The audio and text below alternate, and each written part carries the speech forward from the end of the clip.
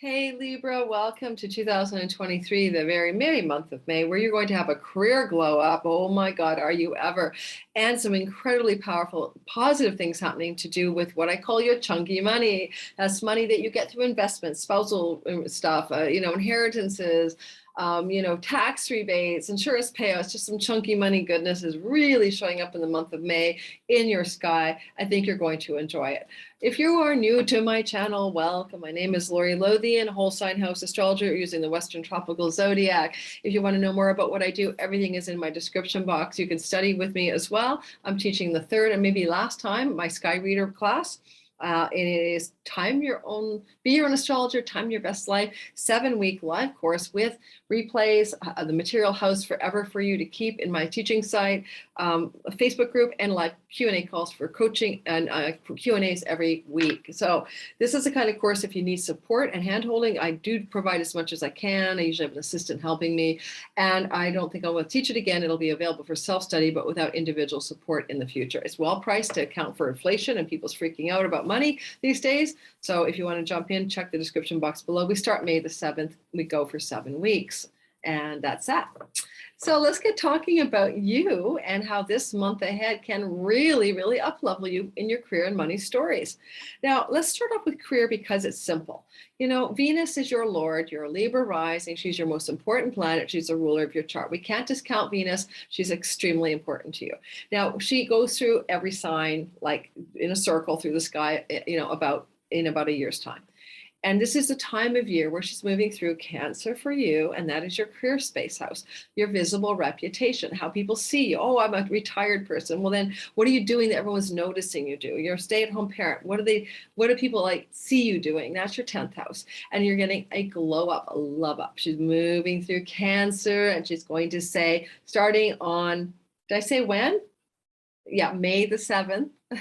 Then she's going to float through there, right, until about June the 5th.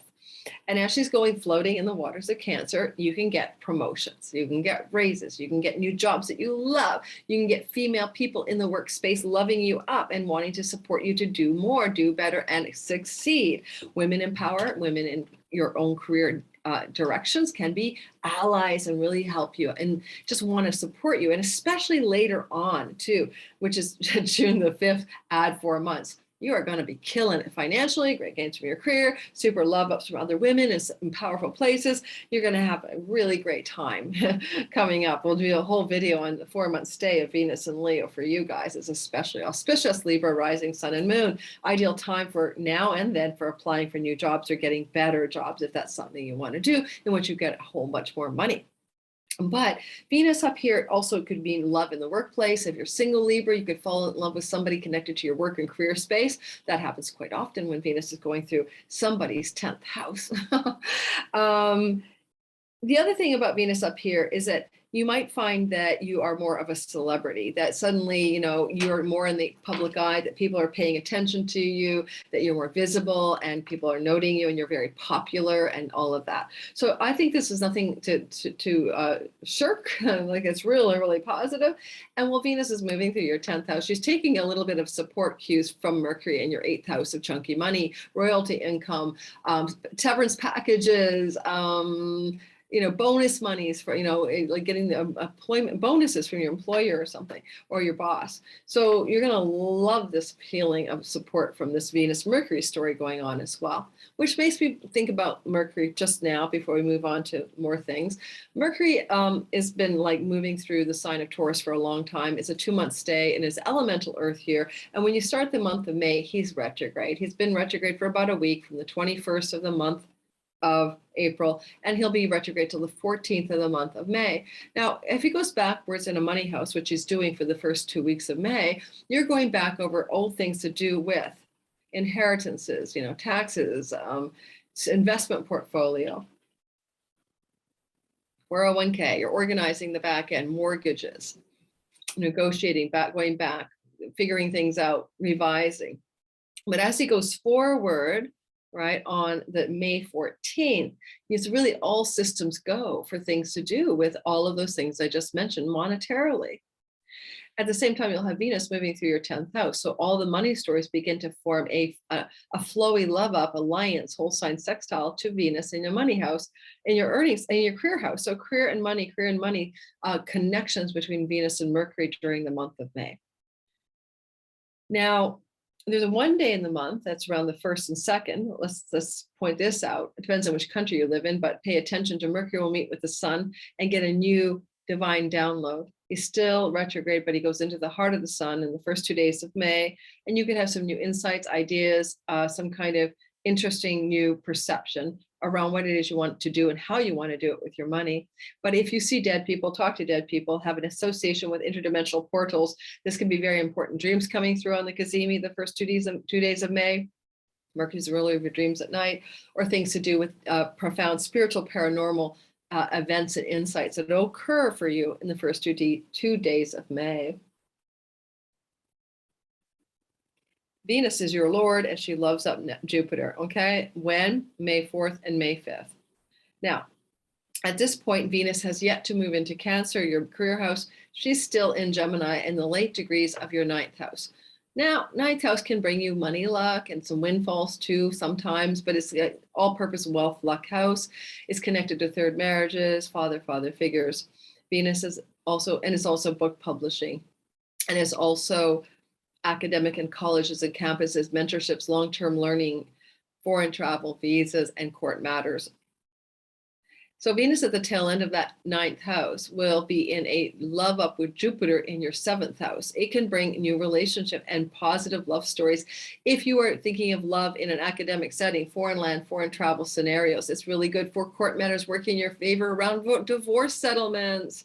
Okay, that's excellent for you, especially because Juno will be moving through Gemini as well. She rules marriages and divorces. And so therefore you may find that these things are starting to really percolate on May 5th and 6th as you start to see some kind of positive developments there, lucky developments there as well. And if you're single, of course, you can find love through foreign lands, foreign travel, and things like that. Jupiter can bring that on with Venus. The two of them can conspire to bring you love from a foreign country, or love because of some college setting environment intersection of destiny, or love because it could incite a third marriage partner to enter your life. Now, there is a possibility too, because Venus does square Neptune, you don't want to have rose-colored glasses about the whole thing. Keep your eyes clear. Don't imagine that this is perfect, but for the most part, Jupiter is literally saying you could meet a really powerful kind of lovely long-term spouse quality mate during the transit, and that will be May 4th and 5th. There is an eclipse on May the 5th, and I'm not going to do the deep dive that I will in my eclipse video, which is why subscribing to my channel and liking and hitting the notification bell is a good idea, but we'll touch on it briefly. It's around 15 degrees, 14:52 minutes. So it's really 15 degrees of the sign of Scorpio. It's the last of a eclipse cycle that started in November of 21 with eclipses moving through Scorpio. And this is South Node eclipses, which is letting go and surrendering in an earnings house. What is being asked of you as a Libra that has to do with surrender, let go, let God, release, any kind of thing that's attaching you to an earning strategy that may not be the best one for you. You can also surrender, let go, and release that food you shouldn't eat, that substance you shouldn't put in your mouth. Those are very positive things that happen here as well with eclipses, South Node eclipses to your 2nd house. Some of you may be letting go of a professional direction if your midheaven is in Cancer. You may be letting go of your idea of what your career should be about. Keep that in mind. Some of you may wholesale change careers because of these eclipses through this part of your sky. The last eclipse, though, at 15 degrees is important because it is the last eclipse. And it is a full moon. So there's a full moon in the sky shining brightly, and then it gets eclipsed. So what happens is that full moon eclipses can often be about completion and endings, but also a new eerie way of seeing something. Red light eclipse, moon turns red. You may perceive something in a new way about how money and earnings will be, created for you in this lifetime, and you insight into that. Especially around the career story, because, Mars is in the career house at the time of the eclipse. And some of you may end your career, change your career, get fired from a job, get laid off, leave your job as a result of this eclipse on May the 5th. But do not fret, because at the end of the day, things are going to work out. Why? Because Venus, the Lord of your sky, moves into Cancer. And if you get laid off or quit your job or whatever else, do not worry, because the eclipse is on May 5th, but on May 7th, Venus rushes into your 10th house and goes, don't worry, I got a better job for you. Don't worry, I'm saving the day, right? So keep that in mind. Now, technically, an eclipse can take 6 months to unfold. So you may not actually leave any job or have a layoff or anything around May 5th at, a week or two before or after. This may happen down the pipeline.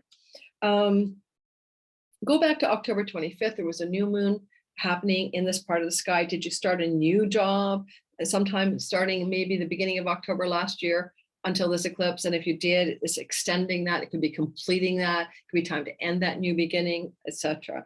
That new earning strategy that may have started last October could be coming to a close in the 6 months that follow. I suspect something like that is definitely happening around that time of the eclipse. Anything else I want to say about it? No. Then the other thing I want to note is that around May 9th and 10th, the sun it does its yearly rendezvous with Uranus. Uranus is the god of the unexpected, but because it's in Taurus and that's your sign, I mean, but Venus is the lord of that sign. She's the lord of you as well. It's an important 8th house matter. You could have a very positive and unexpected, exciting development around money happening for you around the 9th and the 10th of the month, for sure. And we know at the time, you still have a retrograde Mercury in that part of your sky. So it could be money coming, commercial interests, stocks paying off, but from the past coming forward in some way. Now, here's a long story for you. May 10th to the 13th, there's a lot going on in the sky. The main story is Mercury is sextiling Saturn and sextiling Venus. Well, Venus is trining Saturn. That makes it what's a little mini grand trine of positivity in the sky. Very lucky, flowy, auspicious energy. Now, it's Mercury in your chunky money house. Okay, sextiling, yes. Saturn, the god of, tangible, make it real stuff in the house of work.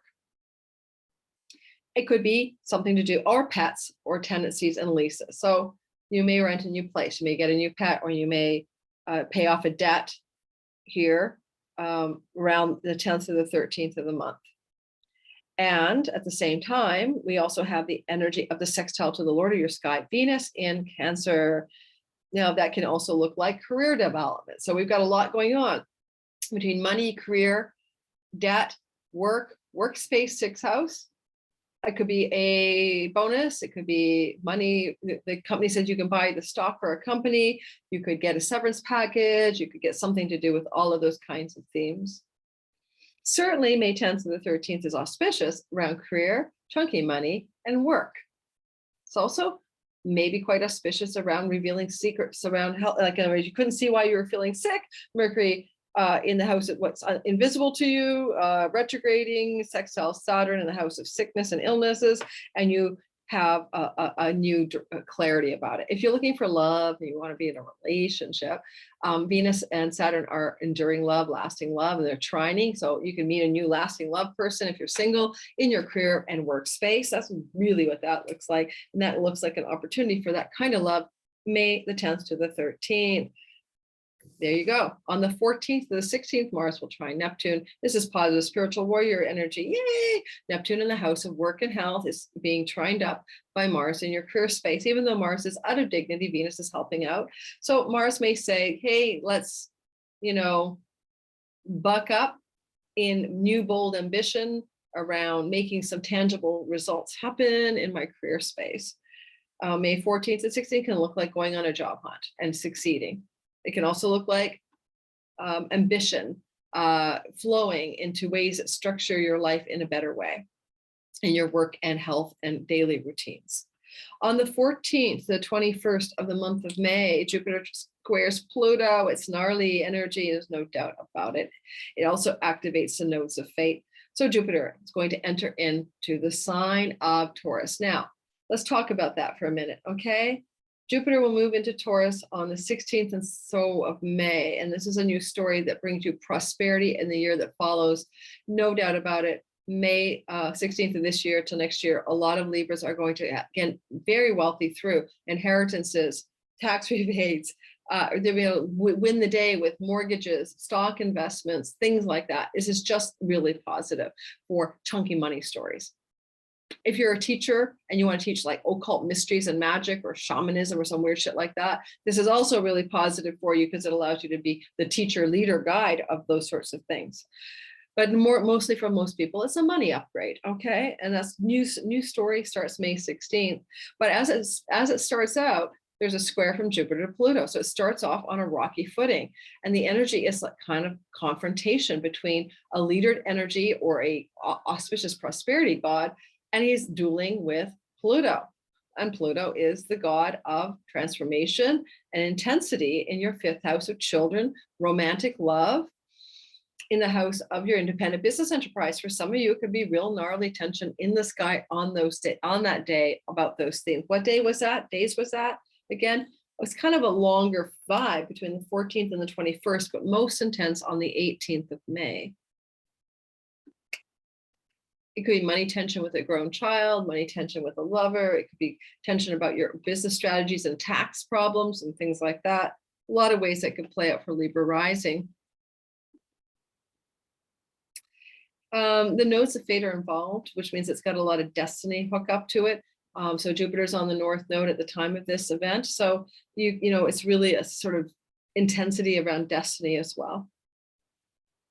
Jupiter's getting a lot of intensity from the north node, and it does lend itself to the last week of May for some real exceedingly positive energy around 8th house money, including getting a mortgage, securing a mortgage, paying off a loan, getting a new credit card, getting a credit card debt eliminated. I don't know, like getting an inheritance, you know, getting money from a family member, mom and dad's side of the family. All that stuff is really intensely happening around the last week of May. But there is that tension with Pluto in the 5th house. So just be aware of where there could be some grit here in the sky. What else? May the 19th, well, and also I told you about Venus May 7th moving into your career house, right? But I also didn't mention that Mars on May 20th will move into your, bless you, your 11th house of great gains. Now, he's there until about May the 20th to July the 10th. And that's going to mean you're going to be very ambitiously pursuing your dreams and goals for your life. You may be ambitiously making new directional changes to do with how great gains from your career occur. You may also be eliminating some groups of friendships and friends that you don't really think are your crew anymore. You're just not down for that group anymore. The beginning of that energy on the 20th, though, he does form an opposition to Pluto. And that's kind of also riffing off the Jupiter vibe, creating a T-square to Jupiter in your 8th house. So there's energy here that like is like, okay, you could have a massive falling out with a friend, or you could have a dramatic change in career direction around how you want to wish to get great gains. And you may as well have a dramatic intensity regarding a grown child, perhaps a grown child. Or if you're trying to be entrepreneurial, there's a major shift going on here around your entrepreneurial direction. Mars can really eliminate friends, and when he's opposite Pluto, it's pretty terminal. So you may have a profound desire to get rid of a friend and cut a friend away from your life. We're not talking marriage partner here, we're talking friend, but Mars does rule your marriage house. So I just, watch out you don't have a blowout with the one you're with. If the one you're with is a friend, like you met them in social groups, or you share a lot of shared belonging with social friends and groups, this, so some of you can collaterally affect your marriage house as well, or long-term committed love house. And there's a new moon coming up on the 28th degree of the sign of Taurus, and that's around the 20th of May, 19th of May. The new beginning, new moon in your money of inheritance and organizing your stocks and your chunky money. Mostly look for that 28th degree. Do you have any planets at 28 degrees of Taurus in your whole sign 8th house? Because if so, that planet really picks up some of the new beginning, and it can take 6 months to see how your 8th house money treasure chest is starting afresh. So just keep that in mind. Venus is the goddess of love and the goddess of luck and the goddess of money, and she's going to have a sort of jolting positive surprise with the god of surprises. This is a Venus on May 25th and 26th in your career space and visible reputation, sextiling Uranus in your 8th house. Again, it could be career related, opportunity, raise, promotion, new job, bonus money, or a severance package that comes on you suddenly on the 25th and 26th, but you feel good about it. You love it because it's like a sextile. So some unexpected positivity around money and career stories are happening on the 25th and 26th. And I don't think I forgot anything. I really didn't. I mean, the end of the month on the 28th, 29th, I didn't cover this for everyone. Square from the sun in Gemini, to Saturn in Pisces. Well, could definitely have a conflict with a father figure, especially if it pertains to foreign lands, travel, academic environments, and connections to your work environment. So watch for that tension in the sky on the 28th and 29th. And a father figure can include a grandfather, FYI. But those types of people, father figures, and third marriages as well. If you're on your third marriage, it could be some kind of showdown on the 28th, 29th with you and your third marriage environment. But for the most part, it's only a day long, really. It's a short transit the sun makes a square to Saturn every year. It's the first time the sun is squared Saturn in Pisces, though. So it definitely has an impact on your work environment potentially as well. But you may want to go back to school. You may want to start something new. You may feel like you don't have enough education under your belt. And the sun is pointing you towards that and saying, stop working so hard. It's something that's not your meaningful thing. If you're in a day job that you hate, the sun in the house of Dharma square Saturn, the 28th and 29th for some Libras is about getting out of your day job and following your true path. And the pressure for that is on at the end of the month of May. So Libra, thanks for listening. Don't forget to like and subscribe. Please hit the bell for notifications if you're new to my channel and you want to learn more about what I do. Everything is in the description box below. Of course, I do readings, but I'm booked out till the fall, although I have limited spots opening up in the summer between June and August, and there's a wait list to get early notice on that and jump in sooner than September, October. People are booking me into the fall. It's kind of nuts. I don't really want to see people that far out in terms of a calendar, but what can you do? Thanks for listening. Good luck with it all, you beautiful, beautiful Libra people.